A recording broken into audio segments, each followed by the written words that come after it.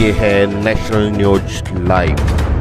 कानपुर देहात के रसूलाबाद भैंसया में बांग्लादेश से आए विस्थापित हिंदुओं को जमीन और आवास योजना को लेकर अपर मुख्य सचिव का दौरा आज रसूलाबाद क्षेत्र के महेंद्र नगर गांव में रहा, जिसमें उन्होंने सबसे पहले प्राथमिक विद्यालय महेंद्र नगर में वृक्षारोपण किया और इसके बाद महेंद्र नगर के निवासियों से बातचीत की और उन्हें शासन द्वारा दी गई आवास योजना और खेती करने के लिए 2 एकड़ जमीन दी गई, जिसको लेकर अपर मुख्य सचिव मनोज कुमार ने कहा कि शासन द्वारा चलाई गई योजना, जिसमें लगातार बांग्लादेशी लगभग 30 साल से संघर्ष कर रहे थे, उत्तर प्रदेश सरकार द्वारा इनको पूरी तरह राहत दी गई है।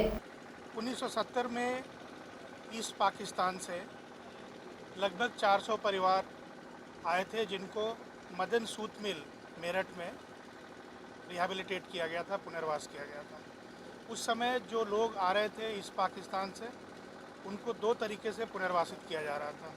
एक ज़मीन देकर खेती के लिए और दूसरा मिलों में या फैक्ट्रीज़ में एम्प्लॉयमेंट देकर। तो ये करीब 400 परिवार मदन सूत मिल में बसाए गए थे एम्प्लॉयमेंट देकर, और उस समय सरकार ने, भारत सरकार ने लगभग 90 लाख रुपया मदन सूत मिल को दिया था कैपेसिटी एक्सपेंशन के लिए और इन एडिशनल वर्कफोर्स को एब्जॉर्ब करने के लिए। मदन सूत मिल 4-5 साल के बाद बंद हो गई। उसके बंद होने के बाद लगभग 300-350 परिवारों को बदायूं में फिर से ज़मीन देकर और पुनर्वासित किया गया वहाँ पर। लेकिन ये 63 परिवार ऐसे थे, 65 से जब शुरुआत हुई इनकी ज़मीन की खोज के, वो आज तक रिहैबिलिटेट पुनर्वासित नहीं किए जा सके। इसी बीच क्या हुआ कि आप जानते हैं, जिस एक्ट में पुनर्वास किया जाता था वो एक्ट ही रिपील हो गया, वो एक्ट समाप्त हो गया। जो उत्तर प्रदेश में पुनर्वास का विभाग था, वो विभाग भी समाप्त हो गया और वो राजस्व विभाग के साथ मर्ज कर दिया गया। तो ये लगभग 30-35 साल की इनकी लंबी जद्दोजहद और लड़ाई चल रही थी और ये पुनर्वासित नहीं हो पा रहे थे।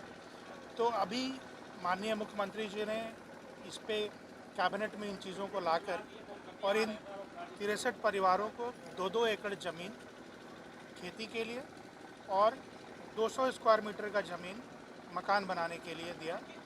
इसके साथ इनका मकान बन सके, इसके लिए 1,20,000 रुपया मुख्यमंत्री आवास योजना से भी इनको दिया जाएगा।